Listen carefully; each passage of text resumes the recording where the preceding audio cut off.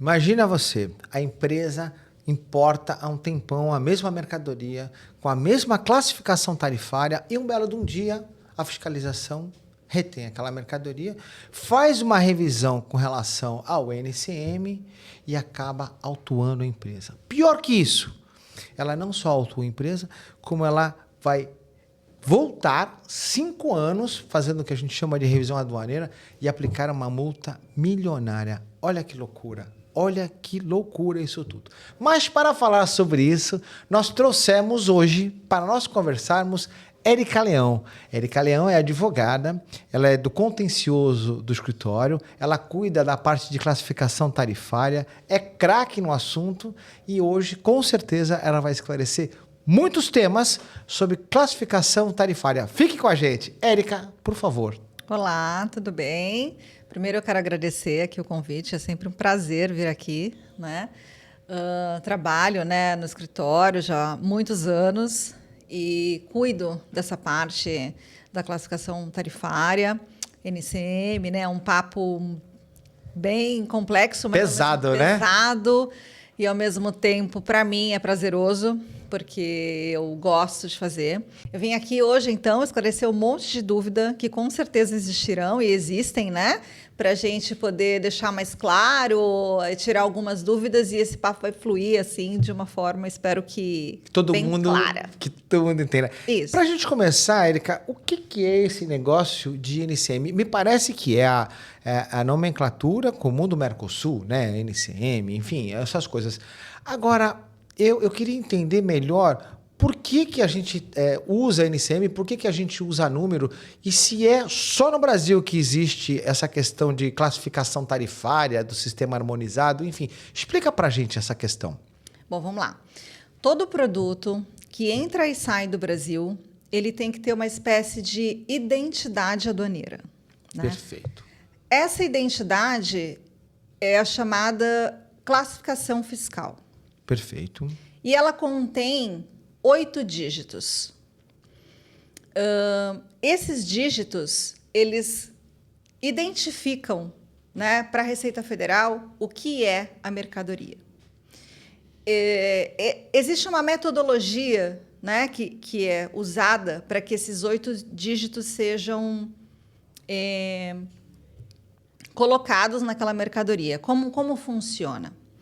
Tá, só assim, para a gente poder entender. Na realidade, então, esses 8 dígitos seriam para classificar a mercadoria, para singularizar a mercadoria. Por exemplo, eu vou trazer tangerina, mas aí eu sei que tem tangerina, tem pocã, tem bergamota, enfim. O mesmo fruto tem vários nomes. Se eu classificar, eu só teria um só lugar para este fruto, por exemplo? A NCM, ela não é uma lista de códigos que você escolhe o produto e joga e entende qual é o produto. Ela segue uma metodologia. De onde vem essa metodologia? Vem do sistema harmonizado. Ah, entendi. O sistema harmonizado, então, que é aquele que é utilizado universalmente. São 6 dígitos, né? Exatamente. São 6 dígitos que foi, na verdade, uma organização das alfândegas mundialmente conhecida, né? Um esforço. OMA, né? A Organização Mundial das Alfândegas, né? Exatamente. Criou. E o que acontece? Dentro desses 6 dígitos, existe essa identificação mundial de todas as mercadorias. Daí nasceram os 2 dígitos a mais que a gente reconhece como a NCM. Então, além dos 6 dígitos, a NCM tem mais 2, que é o item e subitem. Exatamente. Para poder filtrar melhor a mercadoria, para que a autoridade alfandegária ou as autoridades brasileiras possam identificar melhor a mercadoria. É isso? Exatamente, porque os 6 primeiros dígitos, eles são reconhecidos mundialmente. Todas precisam bater para as alfândegas, as receitas federais reconheçam aquela mercadoria.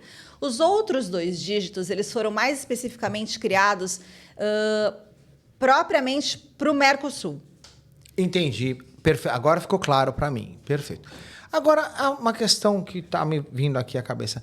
Para que diacho que a gente precisa classificar a mercadoria ou singularizar a mercadoria?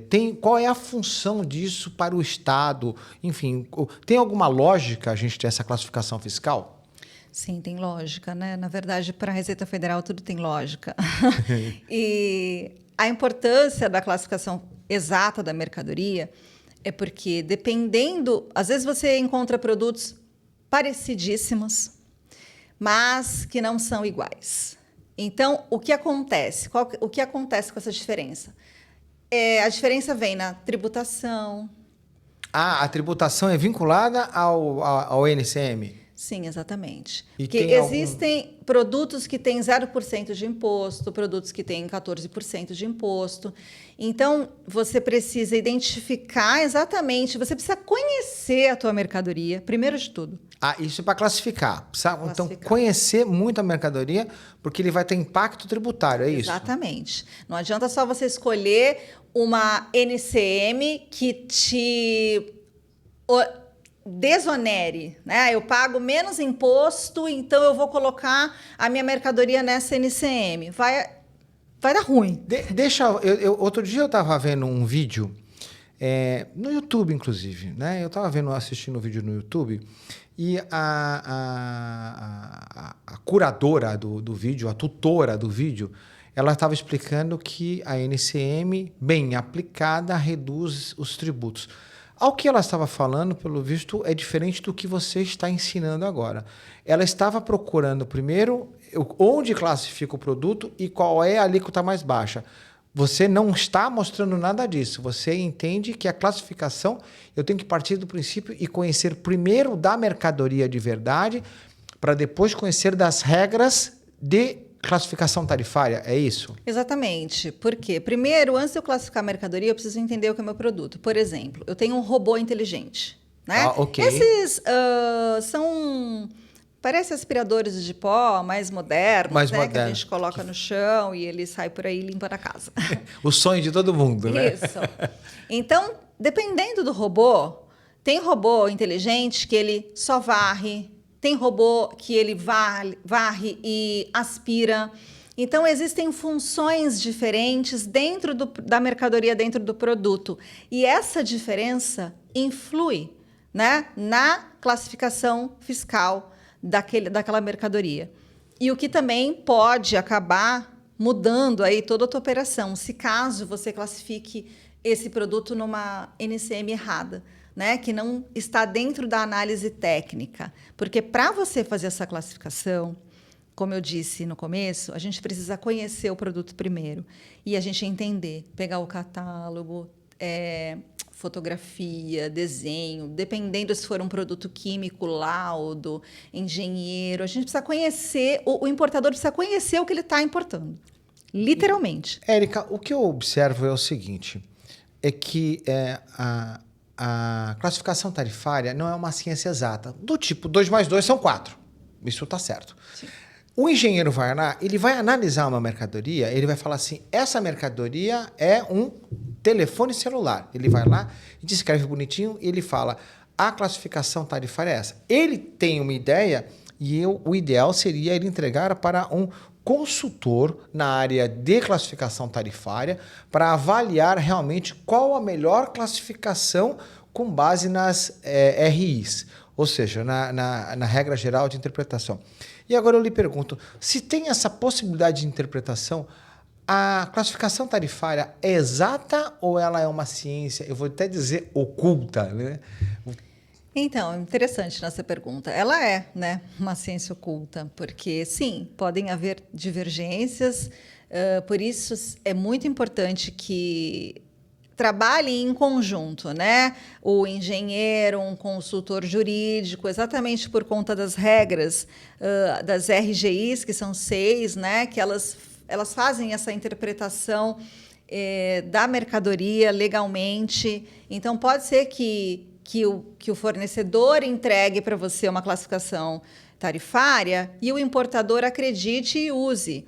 E que não seja aquela que é favorável, que esteja nas regras para a tua mercadoria. Olha que loucura. Então, a probabilidade de chegar nas alfândegas, na Receita Federal, e o auditor falar, opa, peraí, não é assim, e pedir a reclassificação, o risco que ele corre é muito grande. Então, é importante, sim, esse trabalho em conjunto, né? Do engenheiro, do especialista, de um consultor jurídico, para poder entender qual é a NCM certa para a tua mercadoria. O que eu vejo hoje, a IA hoje está em tudo quanto é lugar, é impressionante, né? A IA hoje, ela domina vários locais do conhecimento jurídico, médico. Quantos de nós não temos um problema e a gente corre na IA para resolver? Sim. E eu vi outro dia que a IA, inclusive hoje, faz classificação tarifária, né? Se você levar lá os manuais, entregar os manuais, um produto químico, se você pegar um produto químico e colocar as especificações, ele vai lhe dar a classificação tarifária. É confiável a IA nesse momento? Olha, a IA, o Google, né, são ferramentas importantes de apoio. De né? apoio. Eu acho que de apoio, né? O próprio sistema da Receita Federal, dentro do site, existe um link que se chama Classif, onde você também pode jogar, né, a mercadoria para você poder entender qual é a NCM, mas mesmo no próprio sistema, ele mesmo informa que não é vinculado. Então, assim, é muito... A IA, obviamente, que todos nós sabemos que é o máximo, né? A gente está super feliz aí com essa evolução, a gente consegue trabalhar de uma forma melhor, mas não dá para substituir um consultor legal que vai fazer uma análise. Que vai fazer uma análise, que vai verificar as regras, literalmente, porque existem também...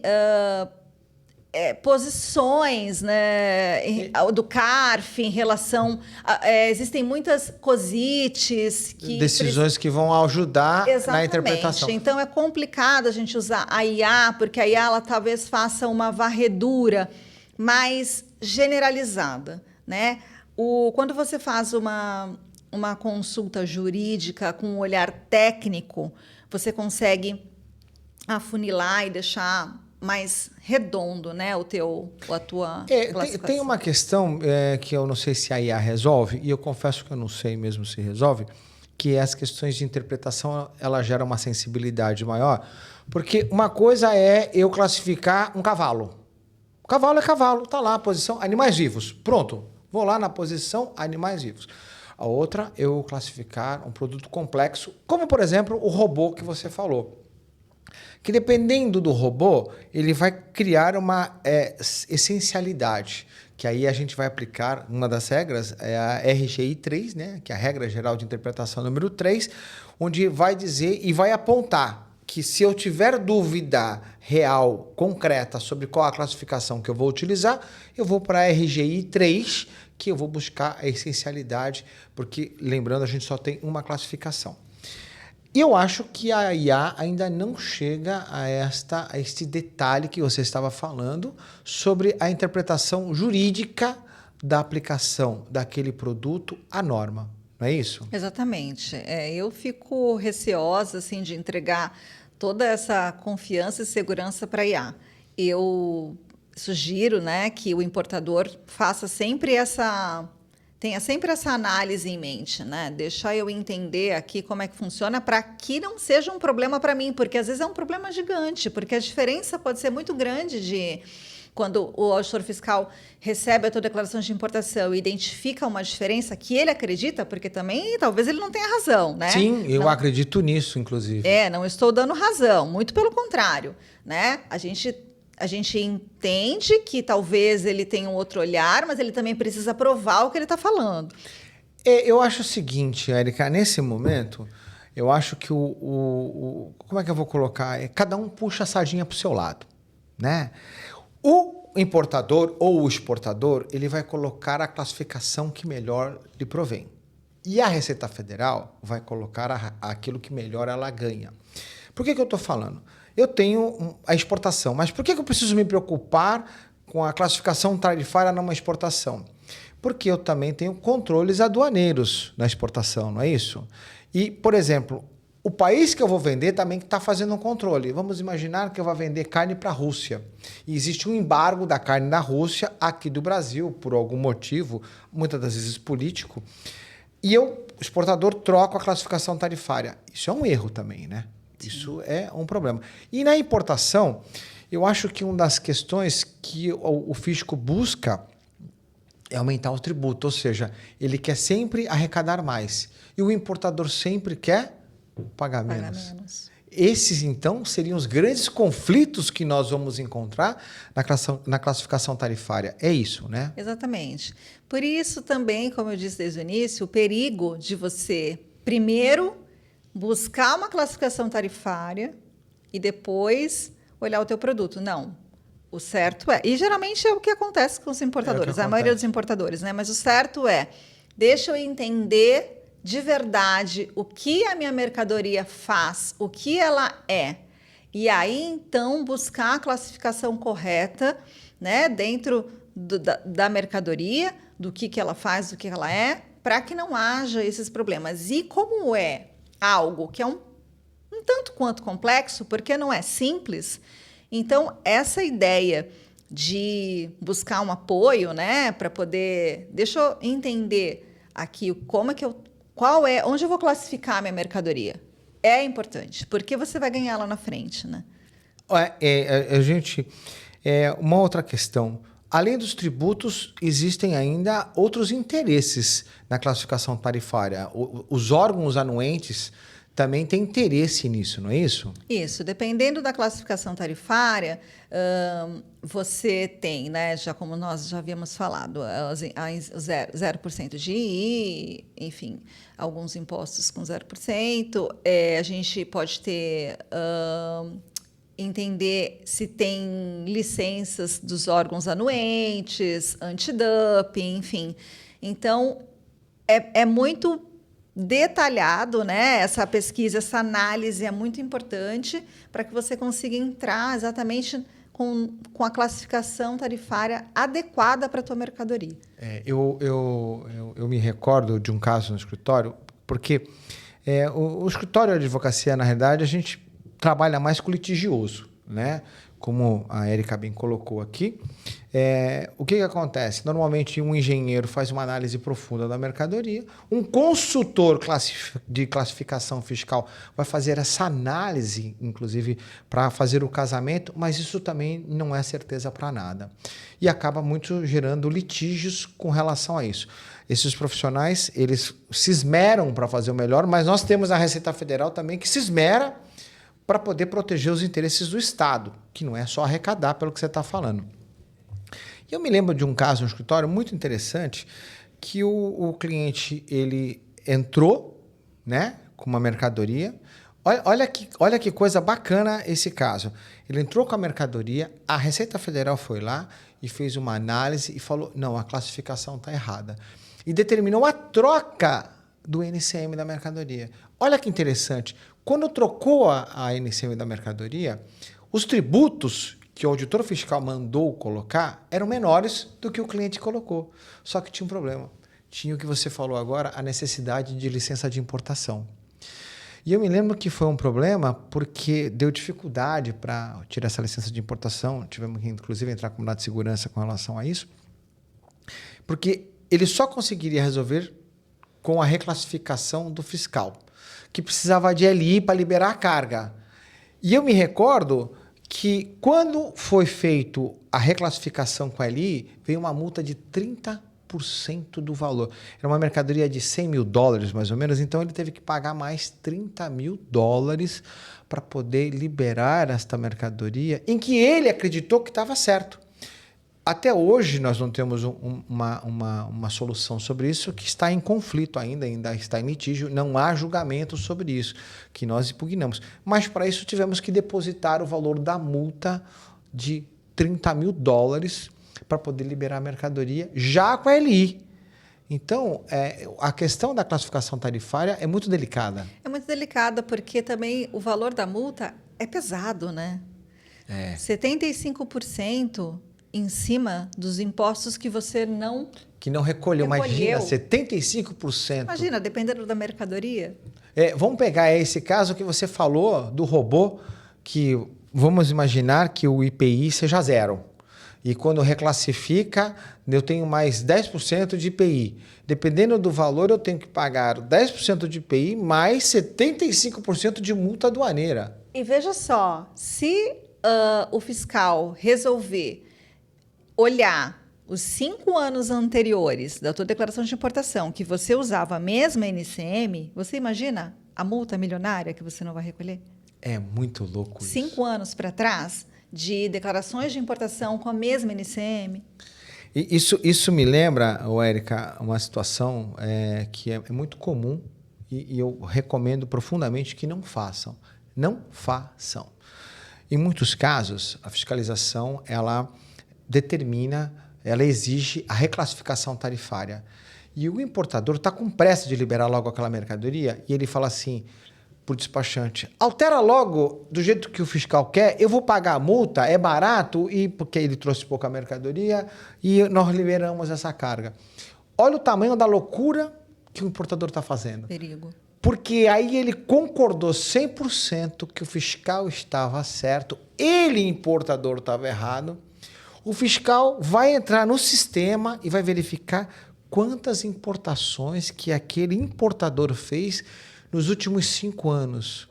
Ele vai aplicar uma multa retroativa nos últimos 5 anos, atualizar em todas as importações que foram feitas e vai entregar para você. E aí você fala assim, bom, agora eu vou contratar um advogado que eu vou impugnar isso.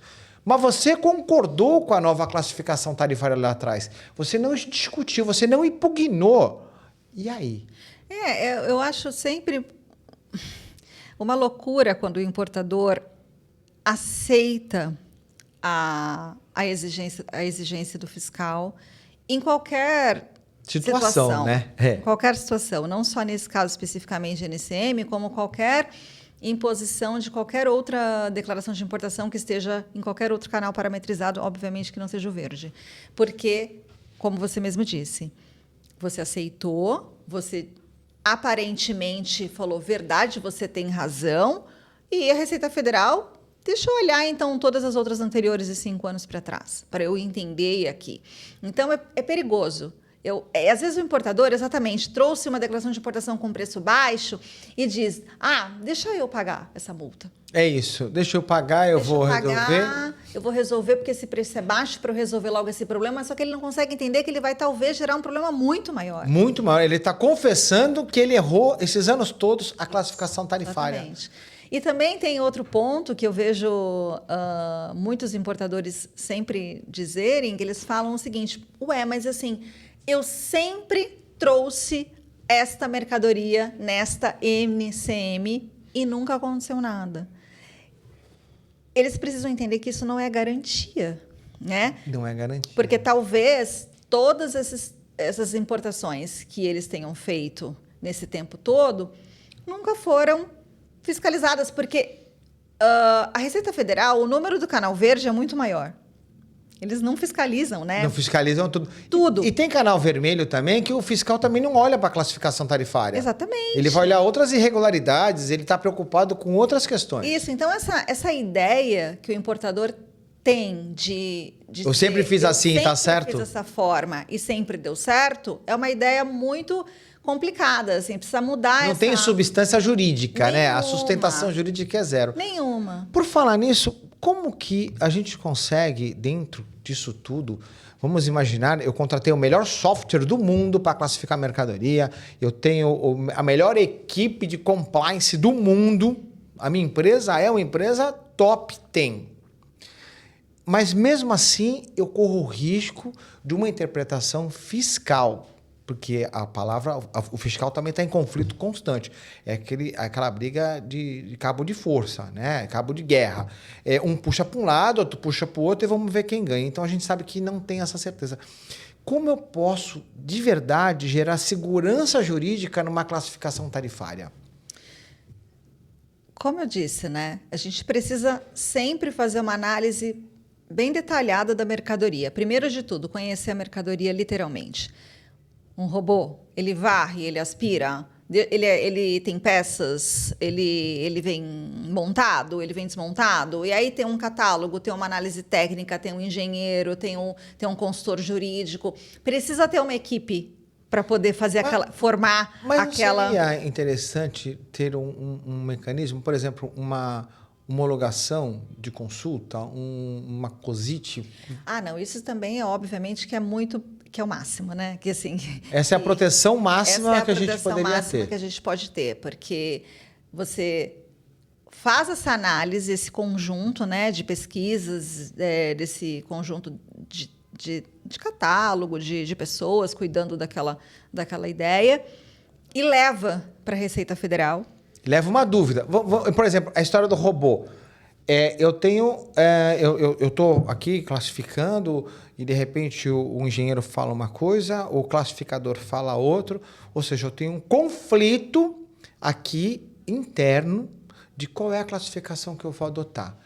Nesse caso, você, de cara, recomendaria fazer uma homologação do NCM. Exatamente. A gente leva essa dúvida para a Receita Federal para que ali ela sane e, dessa forma, ela vai fazer uma homologação daquela NCM para aquela mercadoria e aí acabou. Aí a tua segurança é geral. O fiscal da alfândega, no momento que ele estiver fazendo o desembaraço aduaneiro, ele pode contrariar o que está decidido na COSIT? Não. A COSIT como diz no português. Erga omnes, é a omnes. Segurança total, Isso. né? Não tem como a Receita Federal ir contra a COSIT. Então, você já sabe, toda vez que você tiver muita dúvida com relação à sua classificação tarifária, homologue o seu NCM, leve isso para frente para que ele possa se tornar um único NCM e você nunca mais ter problema com a fiscalização. Eu me recordo, inclusive, não sei se você lembra do caso daquele sapato Croc? A confusão que foi aquilo? Claro, verdade. Né? Esse caso é bem interessante. É bem interessante porque parece que a empresa adotava uma classificação tarifária como sapato de borracha. De repente, a Receita Federal falou, não, isso não é sapato de borracha, isso é sandália. Aí aplicou multa. De repente, não era nem mais sandália, nem sapato de borracha, era pantufa. Né?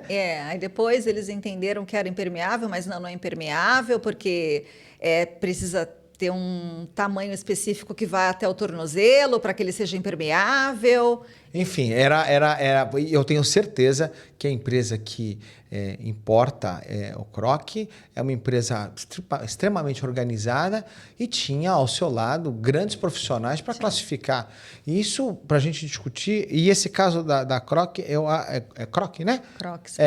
Os Crocs, eu acredito que sejam um dos lead cases mais famosos que tem no Brasil. O dele, o da Sonho de Valsa, o do Creme Nivea, né?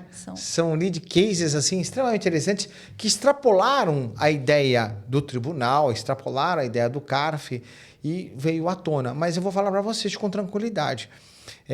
Problemas de classificação tarifária tem todo dia. Problemas de classificação tarifária a gente discute diariamente porque, veja, todas as mercadorias só ingressam no Brasil submetida ao controle aduaneiro. Se for ao controle aduaneiro, o auditor fiscal entender que aquela classificação não está certa, acabamos de ter um litígio. E não adianta falar, não, mas eu fiz o melhor que eu pude na minha vida. Vai ter que discutir isso, né? Sim.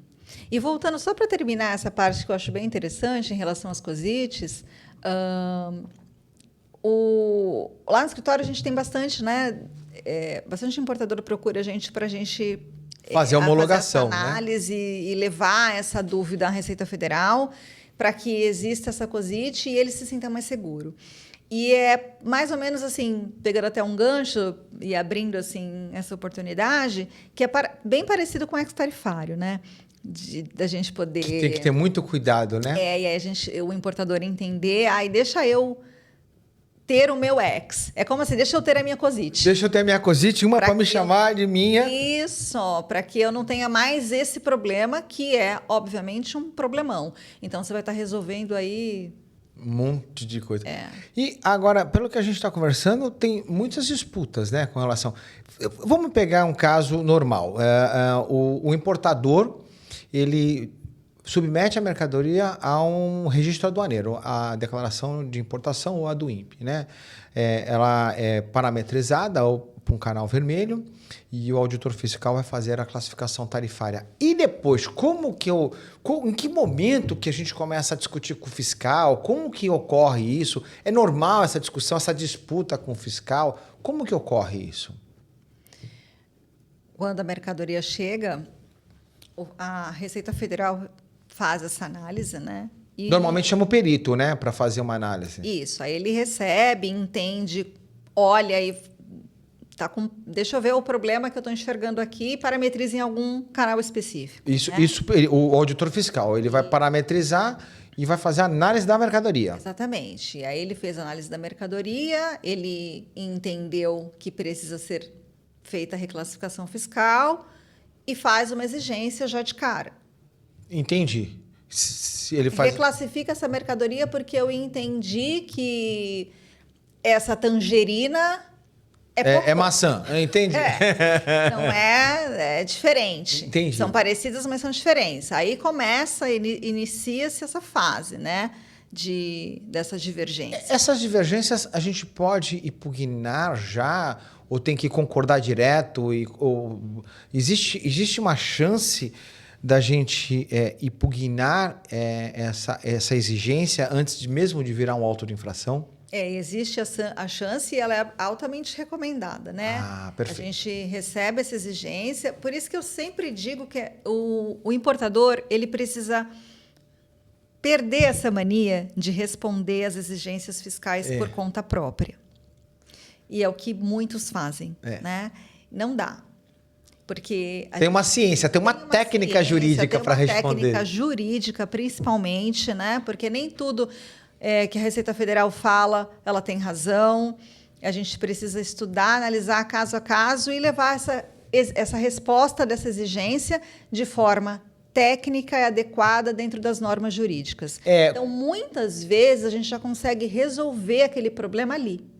Eu vejo dentro desse trabalho que muitas das vezes a gente responde já, inclusive, com jurisprudência, né? Já leva, assim, leva pronto. É como o garçom, entrega de bandeja para o auditor fiscal para falar, para ele poder, inclusive ele, auditor fiscal, ter a tranquilidade de falar, eu compreendi, porque às vezes o auditor fiscal, e é importante a gente entender isso, gente, o auditor fiscal, ele não tá para ferrar ninguém, ele tá para cumprir a lei. Sim. Ele olha a lei, ele fala, aqui tá certo, aqui tá errado. E ele também tem dúvida interpretativa, como nós temos dúvida interpretativa.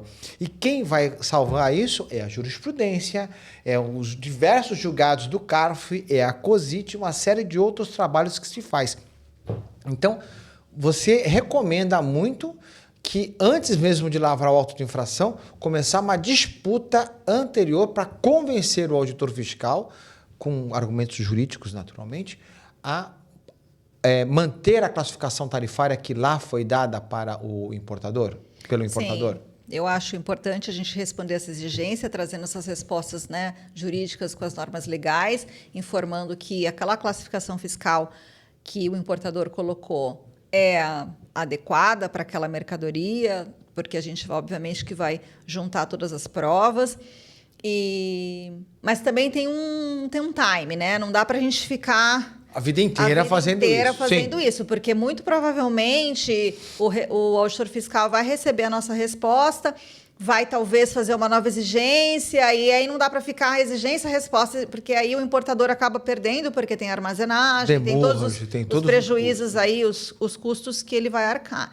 Então, sim, eu recomendo, acho altamente importante a gente fazer essa resposta com técnica jurídica, com provas. Não é só entregar documento e falar, tá bom, né? Isso, não, jamais. Não, olha, tô certo, por conta disso, eu tomo um catálogo aqui, porque geralmente é isso que o importador faz. Ele mostra o catálogo. Ele vai falar, mas eu fiz tudo certinho. Isso, e às vezes é um catálogo dele mesmo.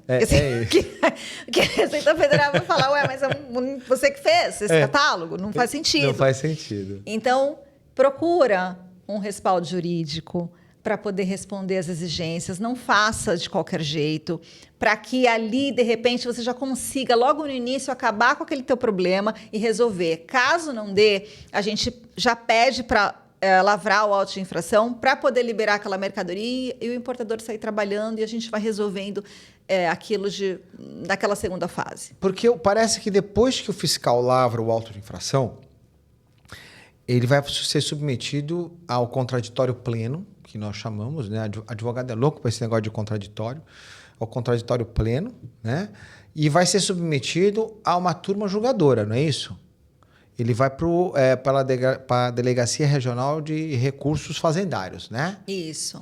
E dependendo do resultado que tiver lá, ainda cabe outro recurso.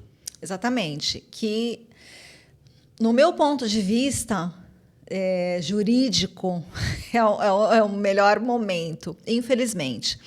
Porque o que acontece? Quando é lavrado um auto de infração, o fiscal lavra esse auto, nós impugnamos esse auto, né, demonstrando ali, né, todas as provas, trazendo ali a nossa defesa. Só quem julga esse auto é o chefe desse auditor fiscal que lavrou o auto de infração. Ixi. Então, geralmente, eles conjuminam da mesma ideia. Perfeito. Então, acaba, muitas das vezes, compactuando. Atrapalhando a imparcialidade do julgamento. Exatamente. Né? E aí, o que acontece? O CARF é diferente. O CARF é diferente. O que acontece? Para o importador entender, quando sai esse julgamento, a gente tem esse momento que a gente pode recorrer.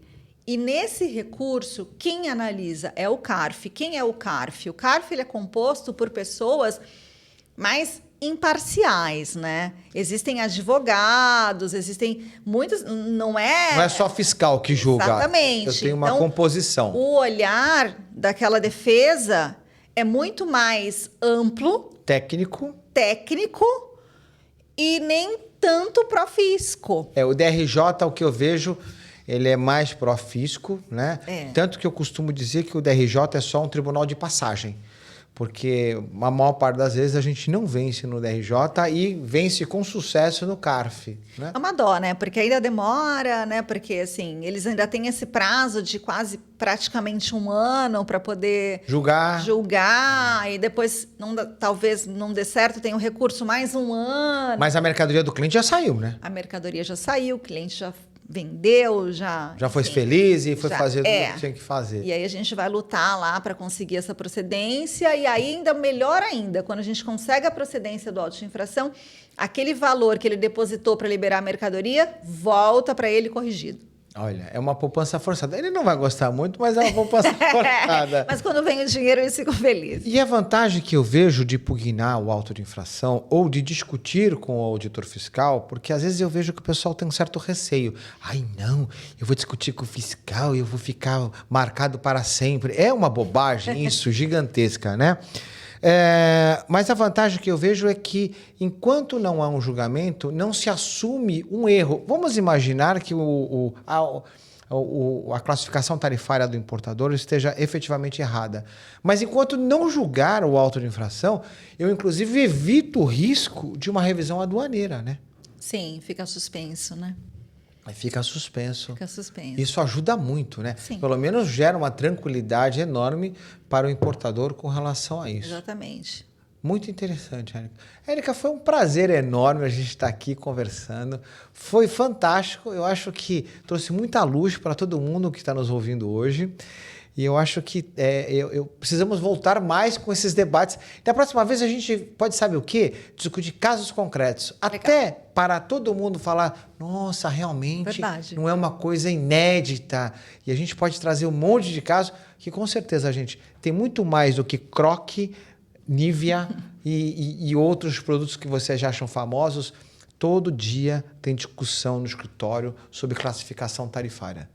Então, Érica, a gente pode trazer um desses casos desde que não conte quem é o cliente. Sim, vai ser um prazer. Eu adorei, também adoro estar aqui sempre, batendo esse papo. Obrigada mais uma vez. E, sim, estou aqui à disposição para a gente trocar outras ideias. Muito obrigado pela sua participação. Obrigado, pessoal. Até a próxima.